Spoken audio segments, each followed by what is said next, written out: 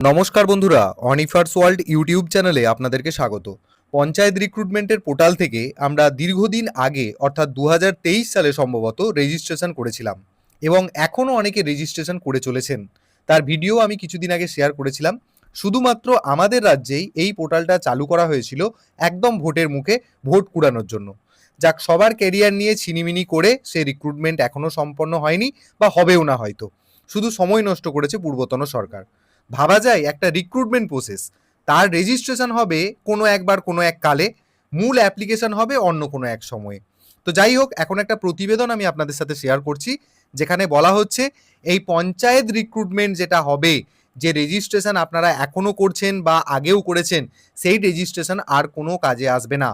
Complete নিয়োগটাই হবে পিএসসির মাধ্যমে। দেখুন কি বলা হচ্ছে প্রতিবেদনটিতে। পিএসসির হাত ধরে পঞ্চায়েতে 11,000 নিয়োগ, জেলাভিত্তিক ব্যবস্থা বদলে আনছে রাজ্য। মূল যে প্রতিবেদনটা রয়েছে সেখানে বলা হচ্ছে রাজ্যের পঞ্চায়েত ব্যবস্থায় কর্মী সংকট কাটাতে বড় নিয়োগের পথে সরকার।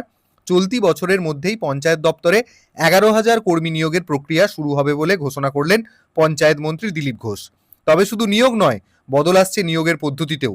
এতদিন জেলা স্তরে পঞ্চায়েত আইনের আওতায় যে নিয়োগ হতো, এবার তা হবে পাবলিক সার্ভিস কমিশনের মাধ্যমে কেন্দ্রীয়ভাবে। সোমবার বিধানসভায় সাংবাদিকের মুখোমুখি হয়ে মন্ত্রী জানান, বহু পঞ্চায়েতে দীর্ঘদিন ধরে কর্মীর অভাবে পরিষেবা ব্যাহত হচ্ছে।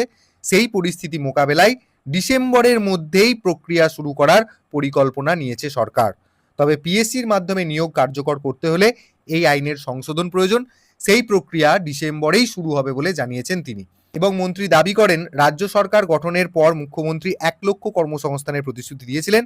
পঞ্চায়েত দপ্তরে এই 11,000 নিয়োগ সেই প্রতিশ্রুতি পূরণের অন্যতম পদক্ষেপ। তার বক্তব্য, স্বচ্ছ এবং কেন্দ্রীয় নিয়োগ ব্যবস্থা চালু হলে কর্মী নিয়োগে একরূপতা বা জবাবদিহি নিশ্চিত করা সম্ভব হবে।